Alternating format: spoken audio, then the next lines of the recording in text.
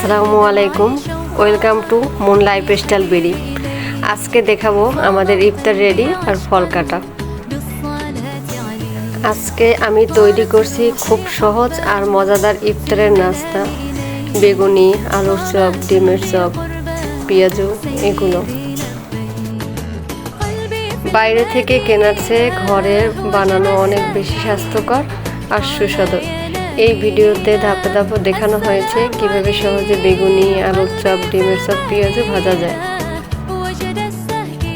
আজকের বিকালটা একটু অন্যরকম, চারিদিকে এক ধরনের শান্ত পরিবেশ, কারণ আর কিছুক্ষণের মধ্যে ইফতারের সময় হয়ে যাবে। ধীরে ধীরে ইফতারের প্রস্তুতি শুরু করছি। এই সময়টা আমার কাছে অনেক প্রিয়, কারণ এতে আছে ভালোবাসা, যত্ন আর একসাথে থাকার আনন্দ। প্রতিদিনের মতো আমার মেয়ে ফল নিয়ে বসেছে, কারণ ইফতারে ফল ছাড়া যেন কিছুই সম্পূর্ণ লাগে না। এই যে ধীরে ধীরে নাশপাতিটা কেটে নিচ্ছে, তারপর সাজিয়ে নেব। এভাবে প্রত্যেকটা ফল কেটে কেটে সাজিয়ে নিচ্ছে। ফল কাটার মতো এই ছোট ছোট কাজগুলোতে এক ধরনের শান্তি আছে। মনে হয় আমার মেয়ে পরিবারের জন্য কিছু করছে। ধীরে ধীরে সব ফলগুলো একটা প্লেটে সাজিয়ে রেখেছে, দেখতে কত সুন্দর লাগছে। এবার ইফতারে বাকি প্রস্তুতি, সব কিছু একে একে টেবিলে রাখা হচ্ছে। পানি, খেজুর, ফল সব কিছু ঠিক জায়গায়। এই সময়টা সত্যিই অনেক স্পেশাল। সারাদিন রোজা রাখার পর এই কয়েক মিনিটের অপেক্ষা একটা অন্যরকম অনুভূতি। মনে হয় সময় যেন একটু ধীরে চলে। ঘড়ির দিকে বারবার তাকাতে ইচ্ছে করে, কখন আজানের শব্দ শুনবো।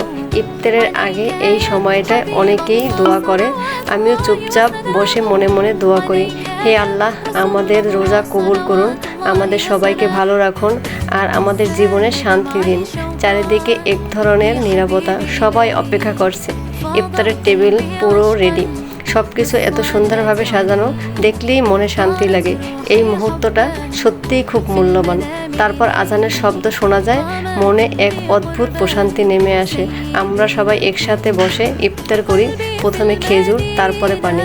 সারাদিনের ক্লান্তি যেন এক মুহূর্তেই দূর হয়ে যায়। এই ছোট ছোট মুহূর্তেই আমাদের জীবনের সবচেয়ে সুন্দর স্মৃতি হয়ে থাকে।